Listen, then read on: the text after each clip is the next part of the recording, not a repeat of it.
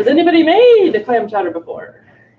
Oh, actually a good amount of people. Excellent. I like this chowder recipe. It's nice and thick, so if you like thicker chowder, this is the chowder for you. Some people like it a little thinner.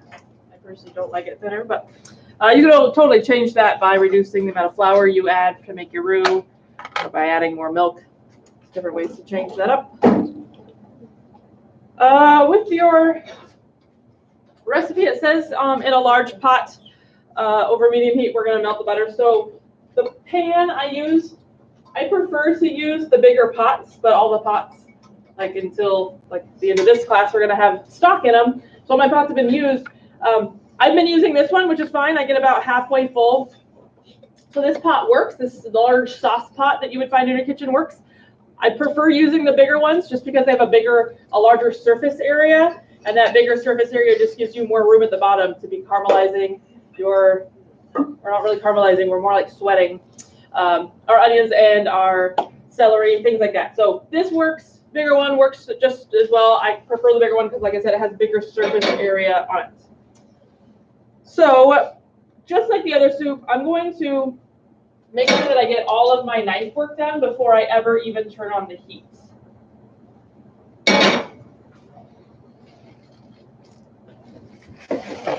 So I've got diced yellow onion, so small diced yellow onion for ½ a cup.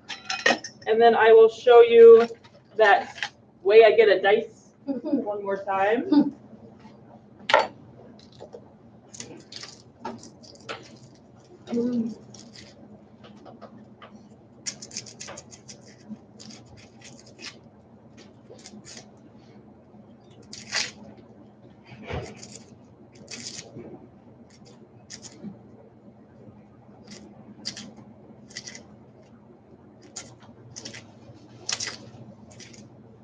This bag of onions I have now is quite large. So I definitely don't even need half an onion, but another way around it. Trimmed off the end here and also this root end. So this root end is intact still. I just trimmed off a little bit and then I cut it down this way. Do not cut it down the equator or across the equator here. I want to cut it down this way. And then I noticed that up here it's getting like a little, on the older side, it's looking a little rotten. I'm just going to trim it so maybe I don't see that anymore. Just so I can still get rid of what's not good, but I'm not creating like a ton of waste by like throwing the whole onion away. Definitely don't want to do that.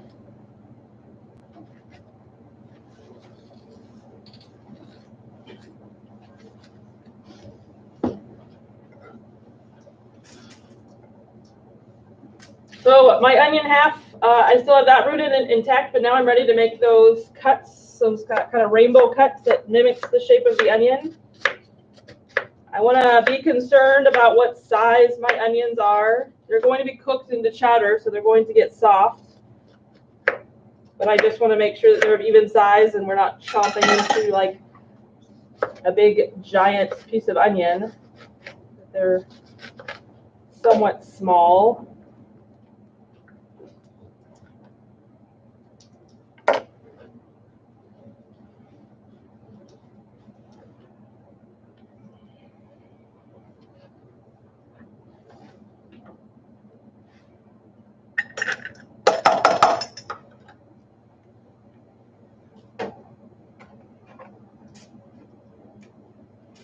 And the same amount on celery, ½ a cup.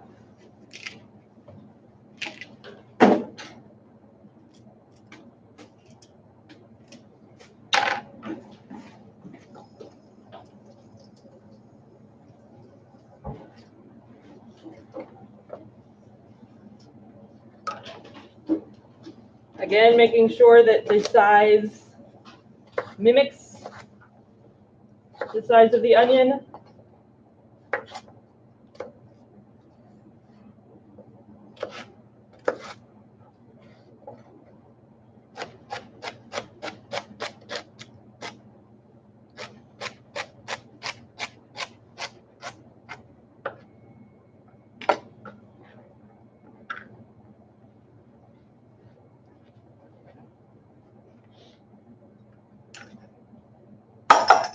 that little bit that I have that's kind of overage, it's much better just to add into your bowl versus throwing it away. There's no need to make waste out of that. It's just a little bit. My onion and my celery can go together in the same bowl. My garlic is going to go separate, just like with the lemon chicken. I'm going to add my garlic towards the end so I don't have it burning. And that's going to be 1 tablespoon of chopped garlic.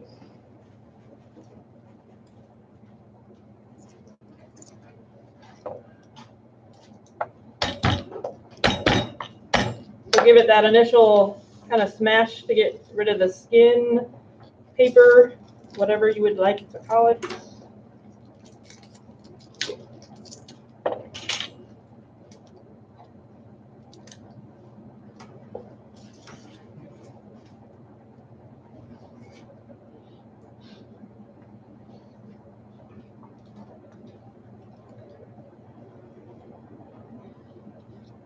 And then I can cut the bottom off that still stays hard, and then go find the germ that's in the center, pick that out. Did you guys have an okay time finding that when we did lemon chicken? Not a big problem trying to hunt it down in there.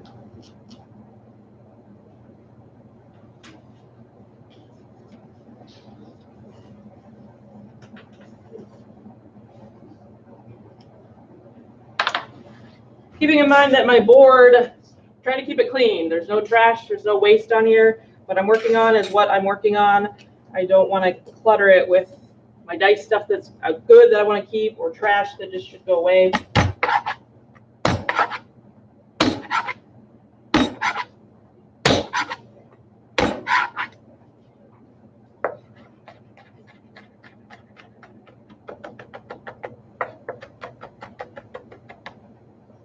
Just like with your lemon chicken, you want nice even chop on it, nothing too crazy big. It's all going to get cooked down in the soup and hang out for a while, so we're not going to worry about bigger chunks, but we just definitely don't want like those giant chunks. Nobody wants to bite into this big giant hunk of garlic.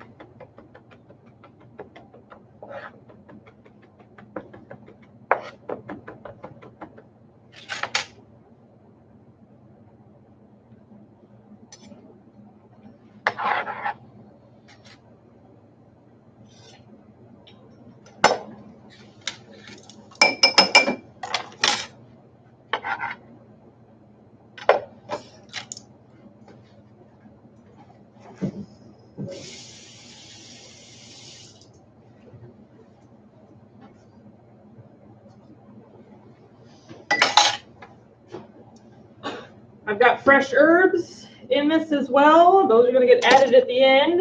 I will chop them now. But I'm going to do 2 teaspoons of parsley and 2 teaspoons of fresh thyme. We've definitely done parsley before, so just picking the leaves off.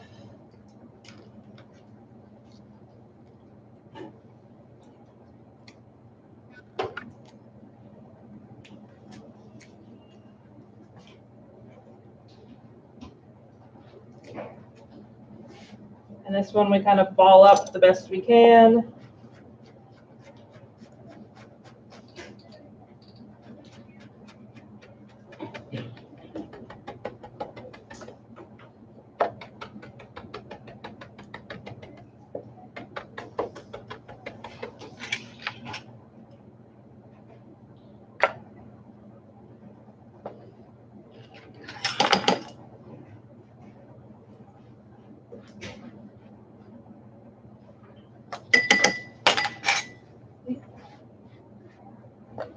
And then thyme we have used, but we've just used the stems. We haven't cleaned them. So to clean thyme, and a good example here. So the stem of the thyme, the top gets softer as it grows up, but the bottom is very woody and hard and dense. If you were just to put a bunch of stems on here and chop them up, your knife will have a little hard time doing it, but that bottom stem doesn't really cook down. If you have it into your soup, again, it's a fresh herb, we're going to add it to the end, so it's not going to cook in there very long, but it's still going to stay hard and woody. You'll notice when you drain your beef stock, you may have noticed it when you drain your chicken stock, that your thyme stems still stay thyme stems. Your leaves may have fallen off, but the stems don't really cook down. They're going to stay hard. So we just want the green leaves. How we do that is you can see that the leaves are kind of growing up this way. So I just kind of hang on to the top and then just pull it the opposite way the leaves grow. And then for these top remaining leaves, I just kind of pop the top off. Because like I said, the top is a lot more tender than this bottom is. The bottom isn't tender, it's really, really hard. So if the top part just comes off, it means it's tender enough. It's just probably just as tender as the leaves are, and you're probably going to be just fine. Sometimes if they have a lot of little like offshoot stems, like this guy has a bunch of little like bigger stems, I'll just pinch it through my fingers and get it that way because it just has too many big stems.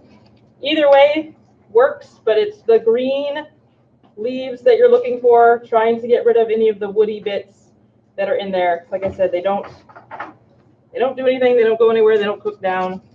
You're just going to be chewing on thyme stems. This one has a bunch of offshoots, like stems on it, so I went through every little stem to get as much off as I could. And thyme is super tedious to pick. There's been a lot of people like, I hate picking thyme. When I used to make this batch of chowder at the clubs, I would make big batches of chowder. Like we have like half a cup of clams that we do. I would add 10 pounds of clams, lots and lots of clams, and I would have to do a whole entire bunch of thyme. And it would take a lot of time. It's really tedious, but it's well worth it. Fresh thyme in chowder, especially, it's a cream-based. Thyme goes well with a lot of things, and thyme really goes well with our cream-based soup. So maybe a little tedious, a little extra work, but it's definitely worth it, in my opinion, to have that nice fresh flavor of fresh thyme. And then when you chop it, you don't need to worry about like super pulverizing it. That's done. A couple things happen with herbs that are kind of gentle leaves like this, like basil and thyme. If you spend a lot of time chopping back and forth, chopping, even if your knife is really sharp, it tends to like bruise your leaves, and your leaves just turn black. So if you're adding them to the end of something or trying to garnish with some thyme, and your thyme leaves have just turned black, no longer a garnish. It's no longer pretty because now you just have black thyme leaves. They're not pretty. I think over time they turn kind of bitter and they don't taste very good anymore. So just a quick chop on them is just fine. You don't need to continue to go back and forth and just pulverize the heck out of them.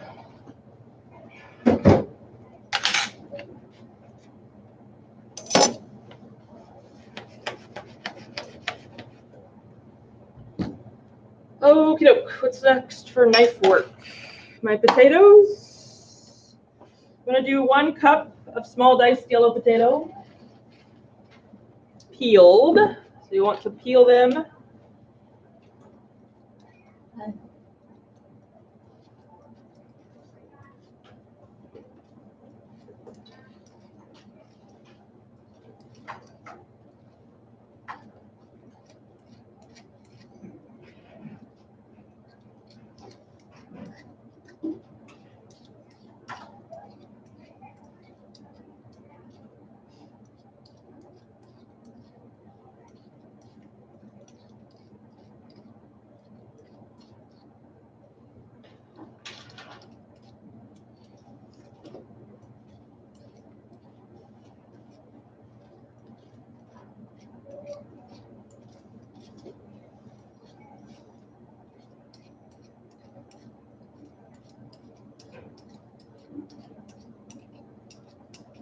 Super fun peeling potatoes.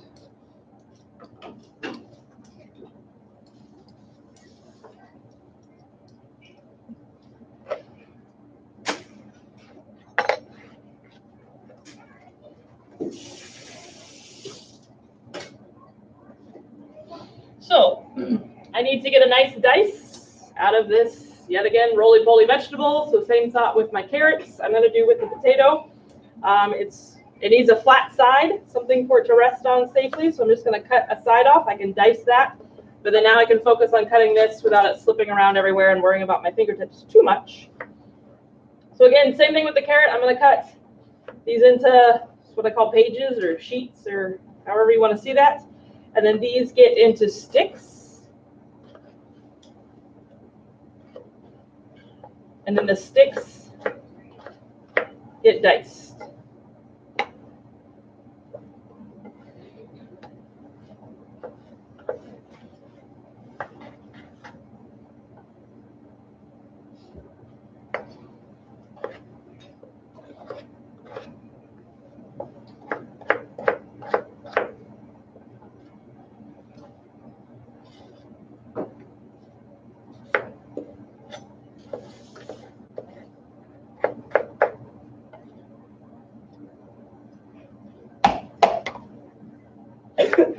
You can definitely do a lot of your mise en place, your knife work, a day ahead. So if you were wanting to make chowder for a certain event or even make a double batch, you can serve a lot of people. And it does require a little bit of knife work, but if you were wanting to do your mise en place a day ahead of time, you totally could do that. Mise en place like this into separate bowls, but make sure that your potatoes get stored in water, so they have water to cover. So you can peel and dice your potatoes and they have no problem, but you just want to make sure that they're in like a pot or a bowl with water to cover so they don't turn rusty and brown. So a cup of potatoes, I have that little bit of overage, I'm just going to go ahead and use it. I'm going to skip ahead to a few steps of how we're going to cook this. You can definitely cook your potatoes into your chowder with your heavy cream and your milk and things like that. It just takes a little bit more time. Because of the time restraints we have in class, we're going to cook them separately. So we are going to cook the potatoes in a separate small pan and just boil them till they're nice and what we call like fork tender or soft, and you can bite into them. And then we're going to add finished potatoes towards the end when we add like our herbs and our clams and things like that.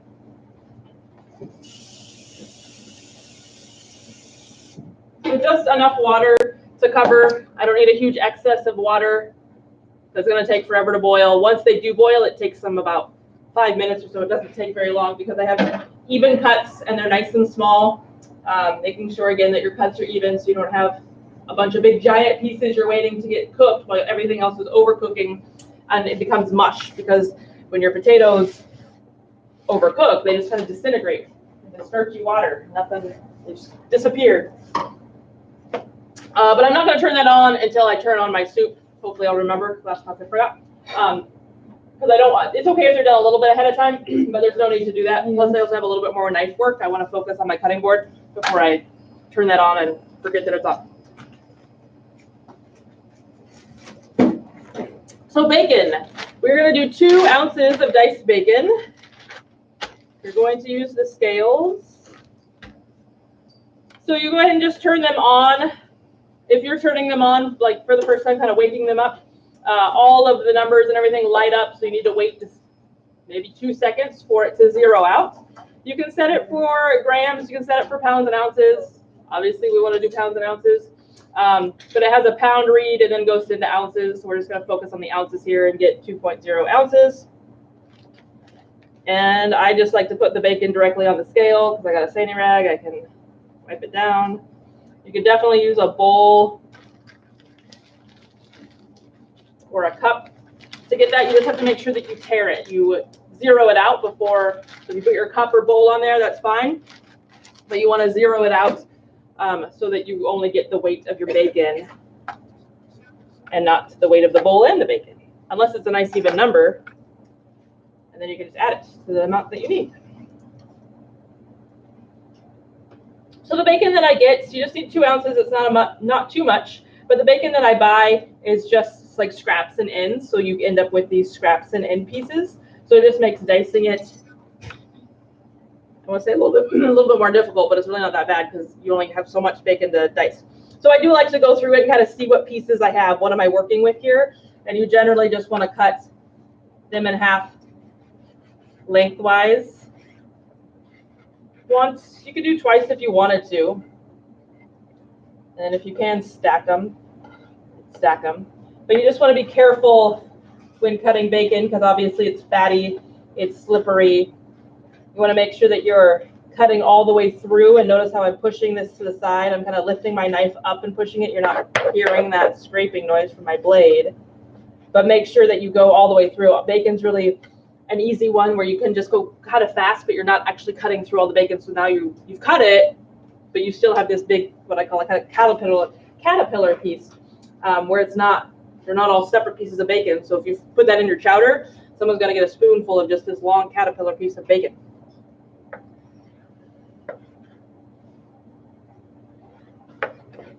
The other thing I did when I weighed that, I don't know if you've noticed, but I tried to keep one hand bacony. This hand touched the bacon when I weighed it. This hand was going to touch my knife. I'm left-handed, so I want to make sure that the hand that's touching my knife is not slippery and greasy. It's dry, and I can have a nice firm grip on my knife, and it's not slipping around with my hand that's covered in bacon fat. So that's kind of a tip that I do just to make sure that I have always a good grip on my knife. So I think I am done with all my knife work.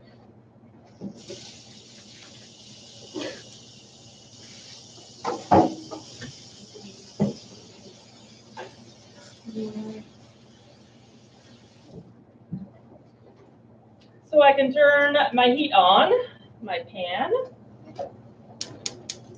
So to start, I have this on between a medium and a 4.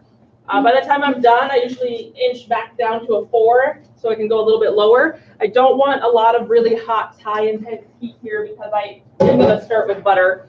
I am going to put dairy products in here. I don't want it to scorch and burn and get super, super dark. So I want to be aware of all of these things so my heat isn't too high.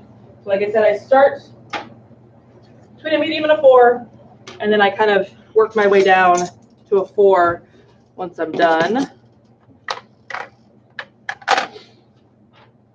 So I've got my bacon, the butter. So butter is a 1/4 cup of butter, also known as 4 tablespoons. So I have already cut the butter into tablespoons. So you're going to need 4 cubes of butter when you come grab ingredients next week when you make chowder. So you might want to make a note that your butter is 4 tablespoons or a 1/4 cup, same thing. The flour is a 1/4 cup plus 2 tablespoons.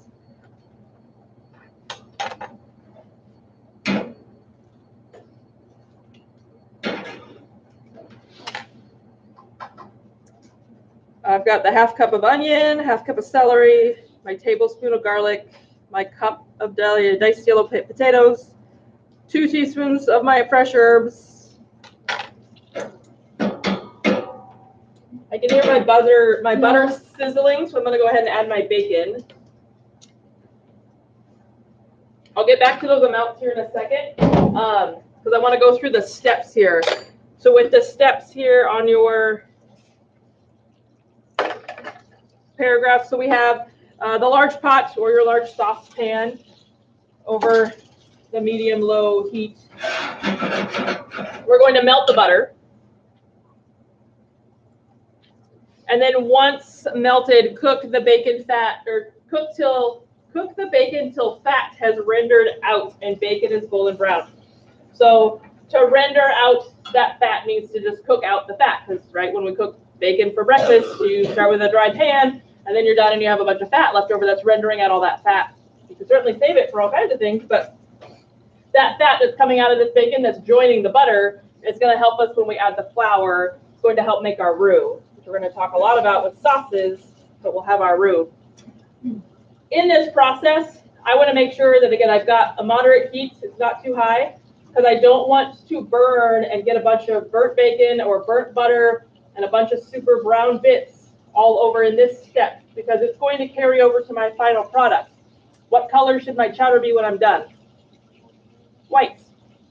And if I've overcooked, cooked too fast, cooked too high of a heat, at this point, it's going to carry over and you're going to get a bunch of burnt bits in your finished product, or you're going to just get a brown chowder. I've seen it quite a few times in this environment, which is, we can learn from that. We can turn our heat down, but it will transfer over to your final product. So if your chowder comes out brown, it got a little too brown in this stage here. So we want that bacon to cook. We want everything to get kind of golden brown, but we also want to do that with caution and make sure that we're not getting too dark, too brown, so it's not going to carry over to our final product. So we're letting the bacon fat render out. Make sure not to get too brown. Then we'll be able to add the onions. and celery and cook until translucent. Does anybody know what that's meaning when I say cook till translucent? Translucent is like see-through. And so a lot of people are like, well, I can't see through this carrot or this onion and celery. But the color does get lighter. The color gets lighter, a little bit more pale. Yeah, I can't see through it, but I'm going to be able to, like, there's maybe the thinner parts of the onion and celery, you could almost see through it. But it's also going to get soft to where you can, like, pierce it with, like, even this blunt object. You don't need to pierce it with a knife. You could pierce it just with your spatula, which, by the way, is the optimal tool to be making this product with, because it's heat resistant and it scrapes the bottom of the pan just nicely, so you can definitely use your spatula for this. So we'll cook till translucent, and then we'll add the garlic and cook for a few minutes. Add the garlic, cook for a few minutes. Add the flour to the pot and mix well so no flour clumps remain. We're going to cook the roux for a few minutes. And then add the clam juice. So cook the roux. So roux is R-O-U-X, a French term. Like I said, we're going to learn a lot about it with our sauces. But a basic roux is going to be equal parts of fat, typically butter. Right now we're going to do fat or butter and bacon fat, which is delicious. But it's equal parts of some sort of fat, typically butter, and then flour. So it's equal parts fat and flour.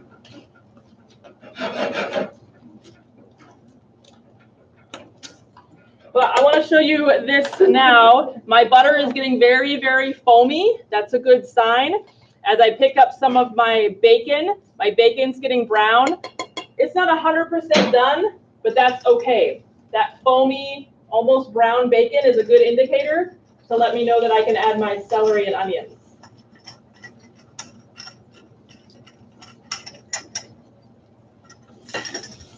And as I see that butter getting a little bit brown as it foams, this is going to help me because I just added a bunch of cold celery and onions, and it's going to cool my pan down just a little bit. I can also just turn it down a hair.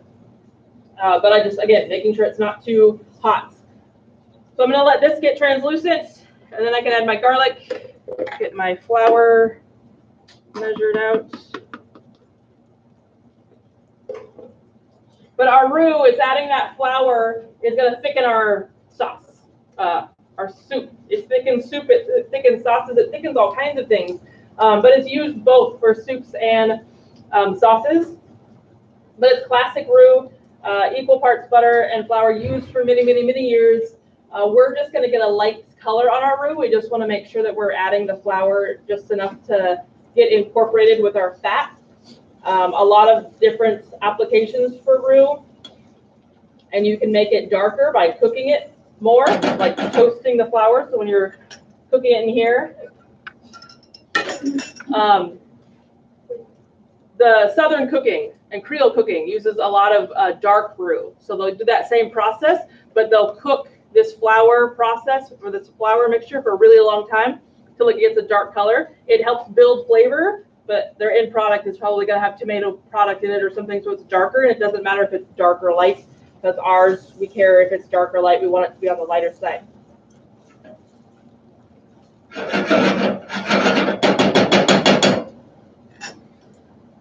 I also want to make sure that I have liquid. Once I've added my flour, I want to shortly after that be able to add my liquid. So I'm going to do a cup of clam juice.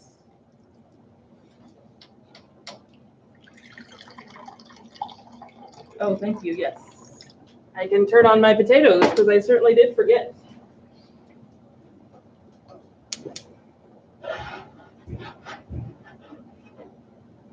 And that I want to turn on to a somewhat high heat. I want to avoid the flames coming up on the side of the pan and getting my handle hot. So it's on like between a medium and a 6. So I definitely want to get them to boil, but I don't want those flames coming up on the side of the pan and getting my handle hot. So a cup of clam juice. I'm also going to do a cup of heavy cream. Heavy cream I always like to shake before I open, just to get kind of any sediment mixed up in there. I also like to, once my container is empty, put a little bit of water in here, shake it up, and then I can still use it for that process. There's so much fat and it's so heavy that just by adding a little bit of water, shaking it up, it's still usable product. Other than baking, for cooking, that's fine. Baking is a little bit more of a science. You want that fat in your product for whatever reason. But for cooking, I would definitely rinse out my heavy cream container. And then milk, I'm going to do 1.25 cups of milk.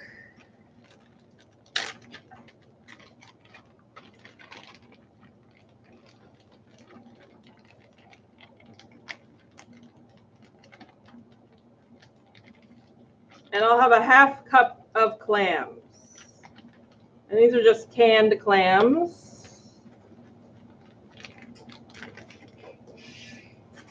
Would you be a dear and get like bacon? This we could just put plastic on, but I want my clam, all my sensitive items back in the fridge and leave them out. You go ahead and put plastic on the clam juice and get everything else. Milk too? Yeah, milk, clams, clam juice, and then bacon. You can put everything in there, but I'm just my temperature sensitive items I want in there. I think I'm ready for garlic. So they're a little bit lighter in color. If I get a bigger piece of onion, I can kind of mush it around with my spatula. My garlic won't take long. Definitely gonna get aromatic. Yeah.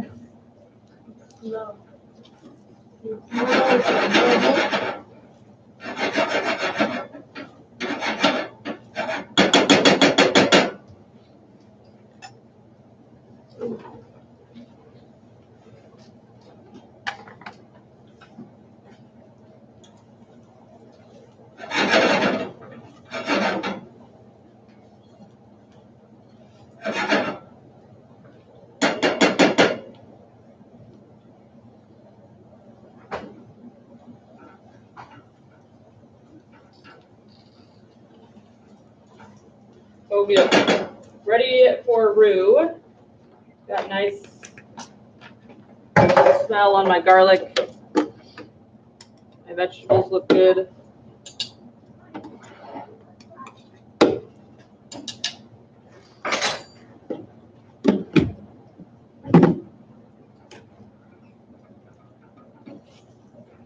So at this point, this step really, all you're trying to do is make sure that all of the flour is coated in fat.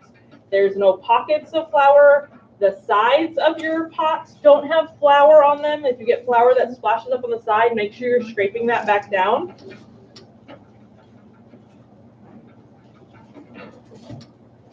But this is what you're looking at. It's vegetables with some roux, flour on it, kind of looks like sludge a little bit. It's that roux that you have. A perfect roux, the consistency you're looking for is like wet sand, that flour and melted fat. Wet sand, so it can kind of clump and kind of hold a shape, but then as you release it, it'll just kind of take up any space that's around it. I'm going to go ahead and add the clam juice and the heavy cream. Then I can add my milk once I get this empty. Oh, I needed the milk, Carmen. I'm sorry. While you're over there, I forgot I didn't measure my milk.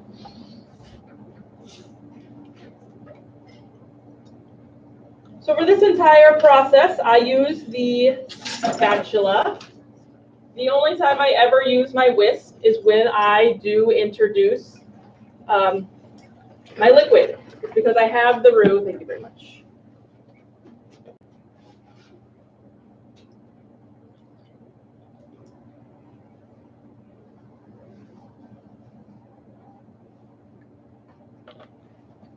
Because I have the roux, I have that flour mixture in there. What tends to happen naturally is you just get clumps of flour. Well, if I just initially, when I first start, get the whisk in there and just kind of separate, break up any clumps that might be in there, it'll just kind of extinguish that problem before it ever happens later. So just give it a quick whisk just to make sure that your flour and all your dairy products are mixing together and you don't have any clumps. Yes, thank you very much.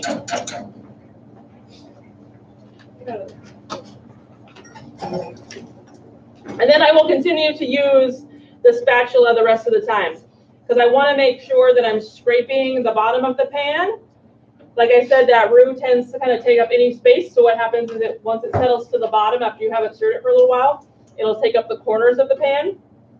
So I like to use the corner of the spatula. It mimics that same corner of the pan and make sure that I'm mixing and getting into the corner. So any roux that might be hiding in there, I'm scraping that up and keeping it into the soup.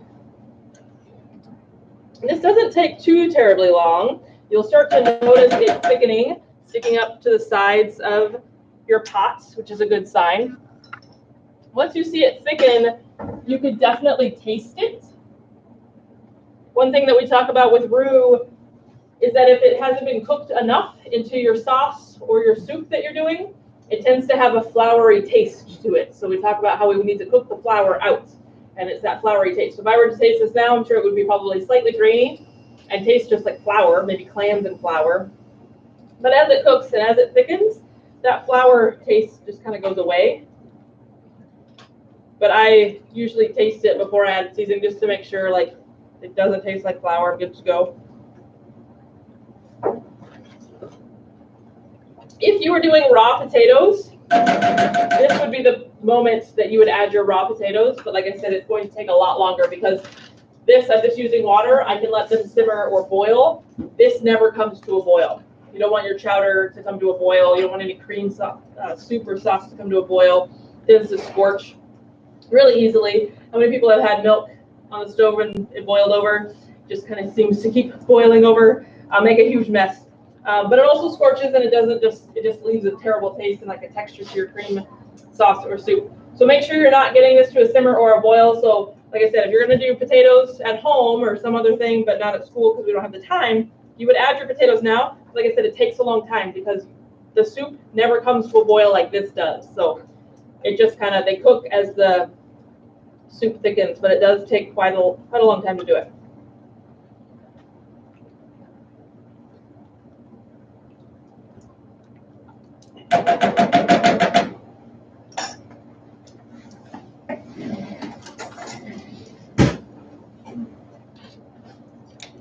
And then if my potatoes are done before I'm ready for them in my soup, that's fine. I'm just going to strain them and then they can just kind of hang out on top of my pot until I'm ready for it.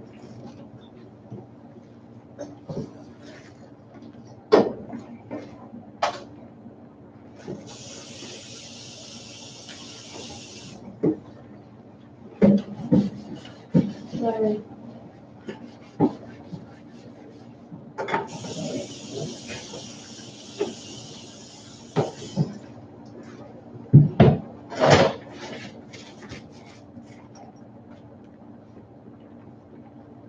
So I'm going to turn this down, now that I've got cream in it, down to a 4.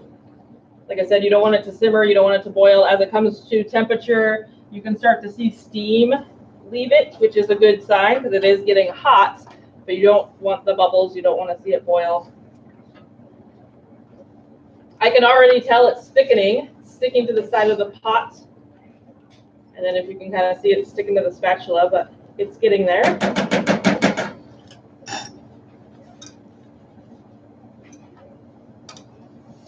So to check the potatoes, you can pierce them with a fork on the side, or you can just taste them. That one still has a little bit of resistance, so I'm going to wait. But I will taste it before I drain it. I feel like tasting your food is the only way you're going to find out if it's good. I often have a lot of kitchen groups ask me, can you come see if my potatoes are done? No, I cannot come see if your potatoes are done. I can come check them with you with a fork or we can eat one. But a lot of people are just like, they don't look done. Well, they look like when they first started, so they didn't really change. There's some things that when we cook, we just have to use our mouths. We have to poke them with something. Pasta's one of them. Pasta's one of them we have to touch. Whether it's we're eating it, or we're touching it with our fingers, there's just certain things we need to use another sense to see if it's done, to check to see if it's done.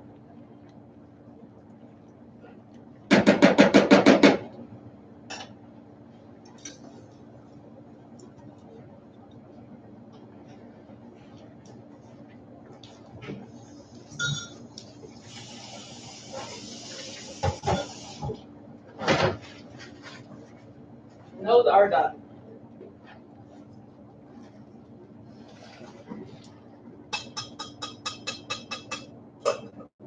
I'm not quite ready for them, but they can just hang out right here, just as simple as that. Get them out of my sink so I can use my sink for all kinds of other things.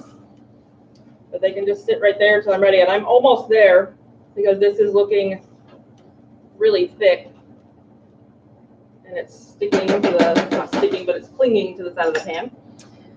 So where did we leave off with our paragraph? The diced potatoes still soft. Did we get that one? So after the roux, we have in a small pot, simmer the diced potatoes still soft. We're going to cook the chowder till the roux is thickened, stirring constantly, making sure the soup doesn't scorch. Turn down the heat if needed. And then once the chowder is thick, then we can add the clams and let them come up to temperature. So the clams that we're using are cooked. Getting a little bubbly, I don't want that. The clams are cooked, they're canned clams. So we just want to bring them up to temperature. They don't need to be in here boiling, simmering away, getting super hot. They're going to get chewy and tough that way. That's how clams get chewy and tough. But we can just get them in here just to get them up to temperature. Takes, for that amount of clams and this amount of product, is not going to take very long at all, like a minute and a half. And then we can add our cooked potatoes, our fresh herbs, and our salt and pepper. And then that last sentence there is to taste and adjust seasoning.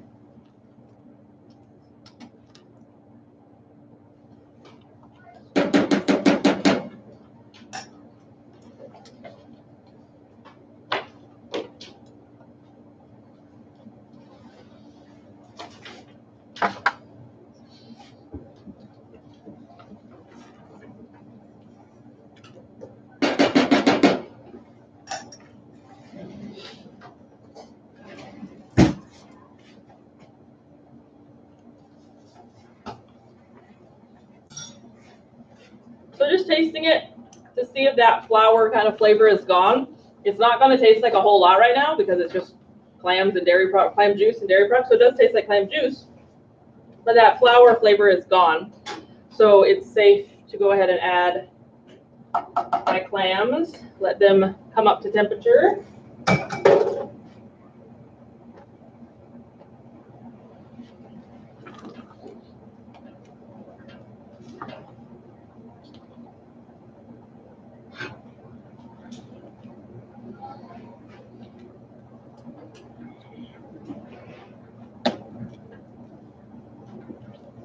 Get my potatoes in here.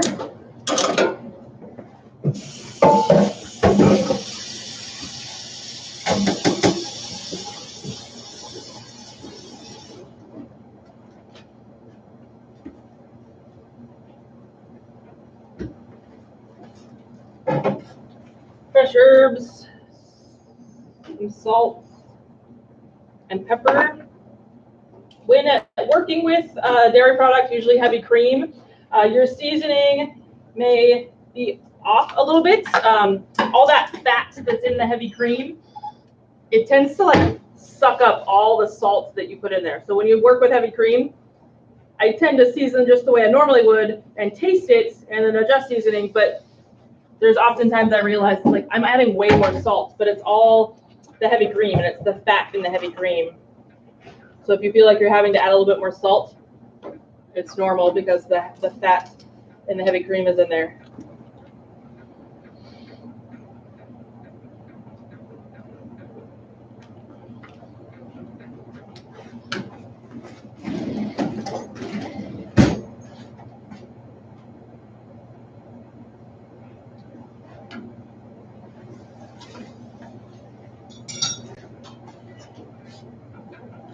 And that's chowder. And my finished product is white. Doesn't have a bunch of brown specks. I didn't get burnt butter or bacon that kind of followed through. And it's nice and thick.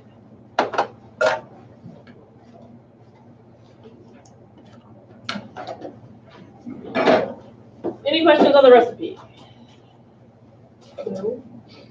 So what I want to do now is show you quickly how we're going to drain our beef stock. And then once I finish that and kind of release you, we'll have the rest of the class to drain our beef stock, clean our pots, taste chowder if we'd like to, get our pots put back into the other kitchen, all that good stuff. So how we're going to drain our stock. We're going to drain them, eventually store them and put them into the quart containers. But I don't want to just drain like this. They can just transfer. Your label, you're just going to, labor that you have on your pot, you're just going to transfer it right back over. So no need to waste more tape, just throw it away and grab a new piece of tape. Doesn't make any sense. So make sure that you transfer the label from your pot over to your lid. I don't really want to pour all this product into here. It's not very stable and it tips. So I have a bunch of extra vessels. We can use these vessels. But something, you could even use this another pot if you wanted to, but something for that strainer to rest in, and then you don't have to worry about it wobbling around. And then I want to grab some tongs and get some of the bigger chunks out, so that when I do pour my stock in there, it's not going to do the like avalanche effect and like everything just comes cascading and crashing down onto my countertop and into the bucket that I wanted everything strained into. So definitely the bones can go. You don't have to fish around for every single bit and piece. That's what we're straining it for. But just a little bit so it's not gonna, like I said, just have this huge cascading bit down there.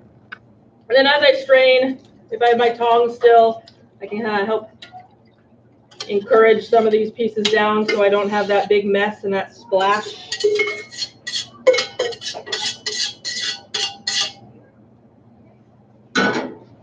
So I still see a pool of liquid here. I could do one of both, both things, whatever. I could just wash my pot right now, let this drain just by time and gravity, let it drain, wash my pot and get everything ready. The other thing I could also do is just give it a quick couple taps with my tongs, but you just also want to make sure that you're not getting all of this content into here.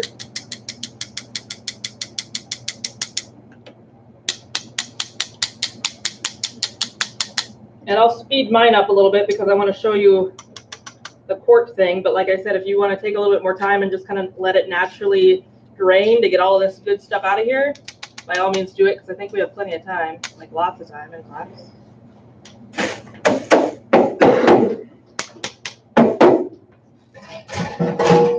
So then we're going to pour into our quart container, get the lid on it.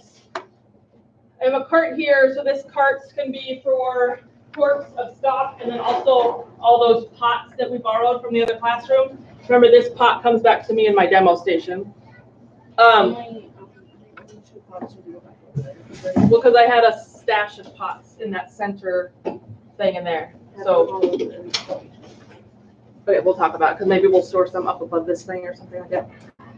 So because these are going in the freezer, if you have more than a quart, share it with somebody else that maybe doesn't have as much as a quart. So don't throw it away. But when you fill your quart containers, don't fill them up to the line. I am freezing these. So when I freeze liquid, it expands, and I'm going to have a bunch of exploding quarts in my freezer. So make sure that you're just a little under that fill line here, just a little bit under, so that you have room for expansion so all the lids don't come popping off into the freezer. So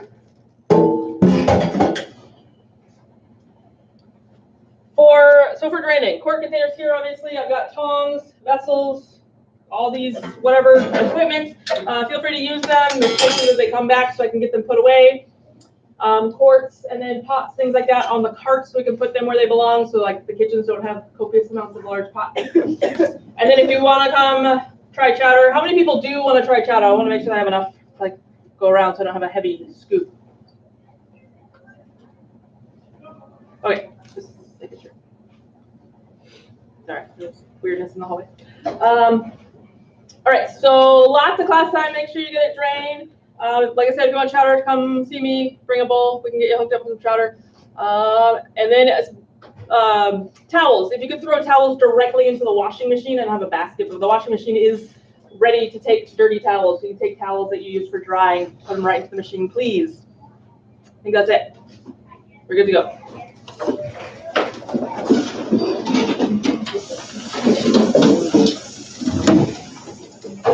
I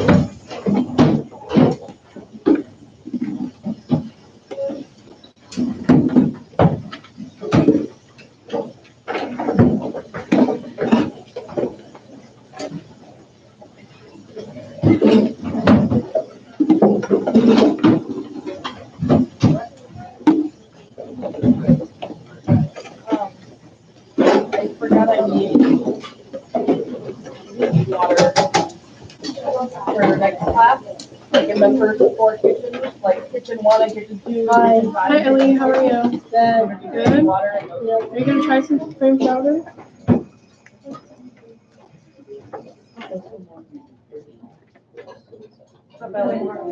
So, you like chowder? yeah, I want swimming. My teacher. My teacher. I want swimming. You went swimming? Yeah, Where? cool. Outside pool? What's it called? Cool. Pool on the inside? Yeah. Are you gonna go swimming in the Columbia or the color club? Now, one Saturday. Are you winning? No, one Saturday. You're going swimming on Saturday? No, what? You went? Yeah, one swimming. And how was it? Yeah. Was it for a party? Yeah, I won. Do you have any more? It was for fun? Yeah. Yes, I have here. So you can use the stuff I demoed. Sorry. You need to set up here. I'll have it.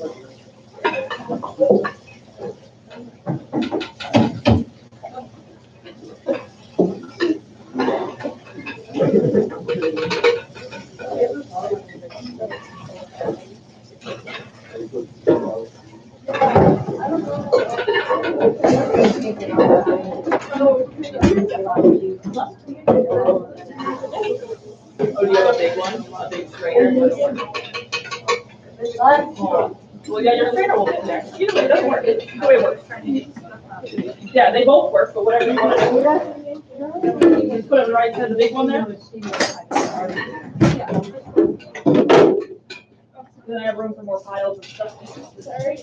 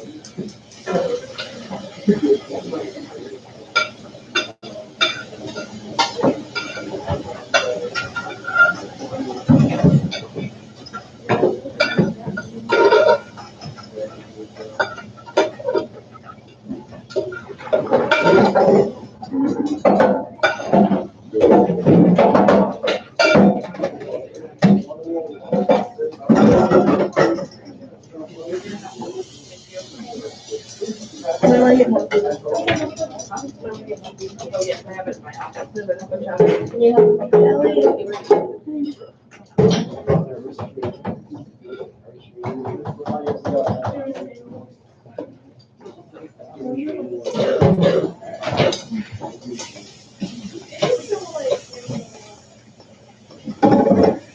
What is it? A chocolate? No, it's chowder. Hungry?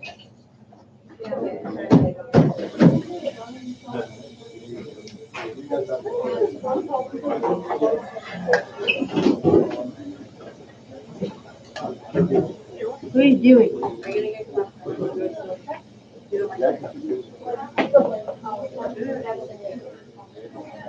Where is it? Wait, you want chowder? Yeah. Want to grab a bowl for making soup? Yeah. What? Oh, bacon. What is it?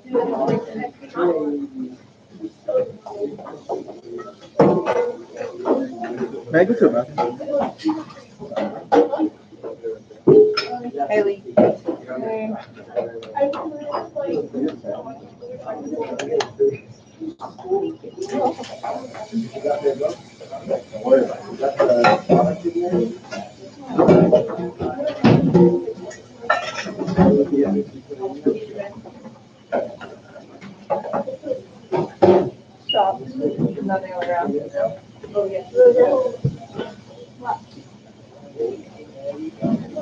morning.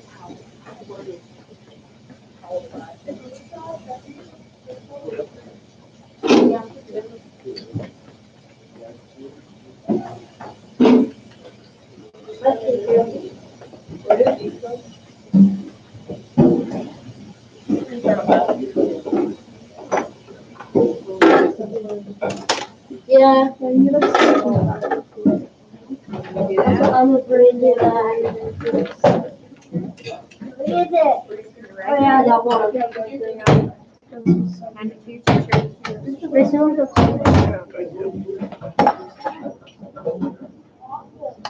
Really hot. hot. Hot. Blow on it. Yeah, it is too. Bro. Bro.